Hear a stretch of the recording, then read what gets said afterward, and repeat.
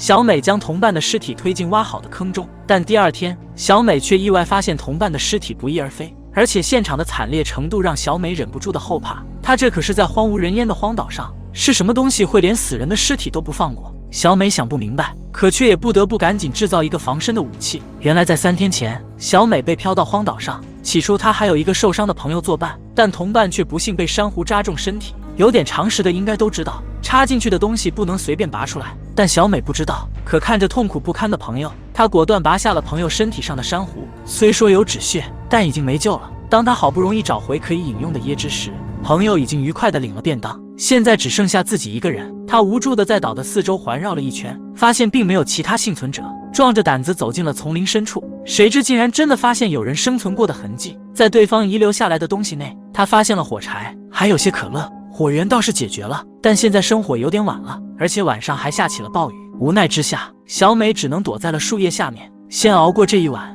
第二天醒来，因为昨天的暴雨，岸上有了不少鱼。小美这得有多幸运啊！不过那条小鲨鱼竟然浑身是伤，这让小美觉得很奇怪。但填饱肚子才是最重要的事情。看着那一望无际的大海，小美的内心是绝望的。如果一直没有人发现她在这里，那是不是要在这里老死呢？随后她进入到小岛的内部，在这里她发现了一个坟墓，显然有人死在了这里。看到这个小坟墓，小美想到了自己的朋友，总不能让朋友一直曝尸荒野吧，所以她挖了个坑，将朋友给埋了下去。但是隔天早上，恐怖的事情发生了。当小美靠近朋友埋葬的地方，发现朋友的尸体竟然不见了，显然被什么可怕的生物给拖走了。因为这件事情让小美都不敢睡觉，好不容易熬过了一晚上，削出一个防身的木棍，她警惕地在岛上巡视。突然海里似乎飘着什么东西，等游过去才发现是一个行李箱和水桶，说不定周围还有其他有用的东西。小美下潜到更深处，一个深不见底的洞穴引起了她的注意。仔细看洞穴周围的泥沙还源源不断地被吸进去，小美害怕地拖着行李箱和水桶就回到了岸上。不过里面除了几件衣服外，并没有什么有用的东西。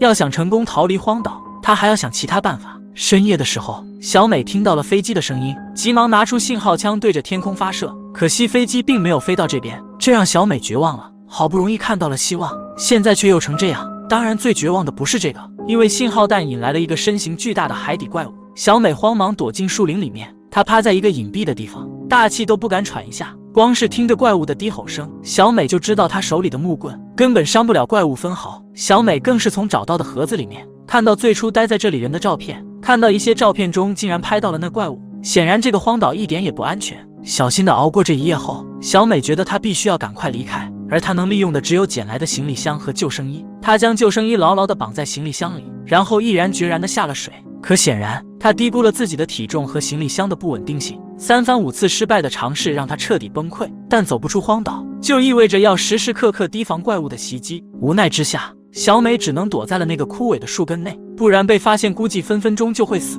夜里怪物如期而至，似乎因为没有发现食物，生气地对着木头发怒。好在他没有发现小美在里面，破旧的树洞能保护得了他一层，但显然支撑不了第二次。与其坐以待毙，不如主动出击。一个计划在小美脑海中诞生。白天相对晚上来说是安全的，小美为了引出怪物，看看怪物到底是什么样子，特意抓了一只鱼，用绳子吊在树上，但怪物没有看到，食物竟然没了。在这个岛上多待上一天，危险也多一分。岛上经常会漂浮上来各种东西，比如同伴的尸体，当然这个尸体只剩下一半了，所以小美用这个尸体做诱饵。这次她果然看到了怪物，尸体还被她给拖入到海里。一阵飞机的轰鸣声响起，小美顿时激动起来。见怪物已经消失，她刚准备起身呼救，谁知怪物突然出现在面前。小美赶紧停下动作，紧紧捂住自己嘴巴，险些被发现。好在怪物没一会就离开了，小美终于松了一口气，但她必须想办法逃离这里。这时，小美突然发现海上竟然飘来一个救生艇，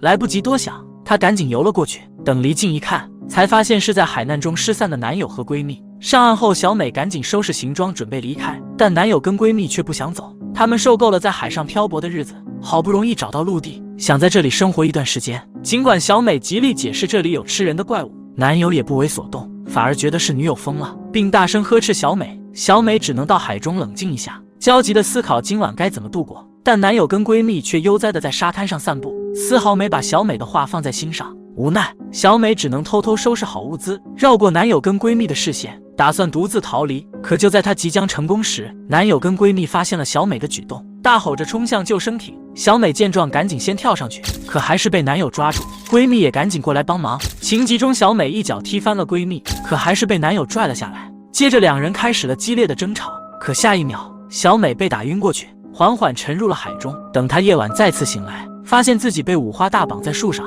果然猪队友能把自己给坑死了。此时的小美可没有什么心思去听他们说的，因为四周极有可能潜伏着怪物。果不其然，闺蜜在海边愉快的游荡的时候，被怪物给袭击了，尖叫声响起，男友赶紧抓起火把冲了出去，对着面前的怪物砸了下去，但并没有什么用。怪物反手就是一个大耳光，将男人打飞出去，接着便跳入海中。这时的男友还想救海中的闺蜜，可闺蜜下一秒就被怪物拖入了水中，男友瞬间呆愣在原地。好在小美挣脱了绳索，带着他躲了起来。现在他如果还不相信小美说的，那真的是有点傻。荒岛显然已经不安全了，他们需要想办法尽快离开这里。第二天，终于意识到错误的男人像个犯错的孩子一般，小心翼翼地看着小美。小美见他这副模样，还是心软了，并没有责怪他。随后两人便坐着救生艇出海了。两人分工明确，一切都在井然有序中进行。可突然，男友发现一个不明物体游过，刚准备仔细查看，怪物突然发起攻击，将男友抓伤。小美见状，赶紧封住入口，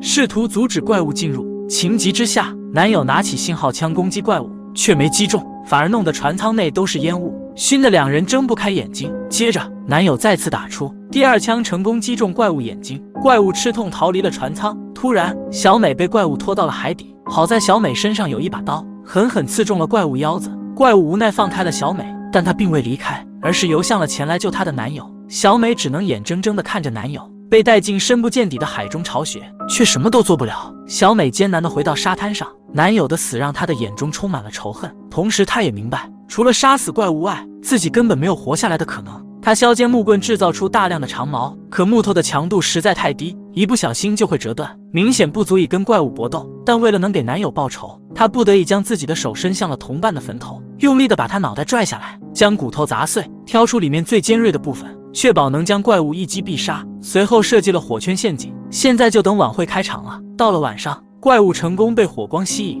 来到了岸边。等怪物到达火源附近，周围迅速燃起一圈火焰。见到这情况，怪物有点不知所措起来。趁着这个空档，小美手握长矛，狠狠刺向怪物腰子。得手后，小美没做停留，赶紧躲到树后，等待下一次机会来临。可惜怪物还是比较强悍的，小美只能以速度战胜怪物，左边搓搓，右边搓搓，最终才将这个怪物给干掉。当怪物倒地后，小美还不忘补上最后几刀，这才是真正主角该做的事情。做完这一切，小美如释重负地坐在地上。可接下来她却做了一个匪夷所思的举动，那就是割下怪物的脑袋，然后拿着怪物的头颅在岛上开始游荡。此时的她成为了岛上真正的王。好了，今天的节目就到这里，欢迎关注港风港影，咱们下期再见。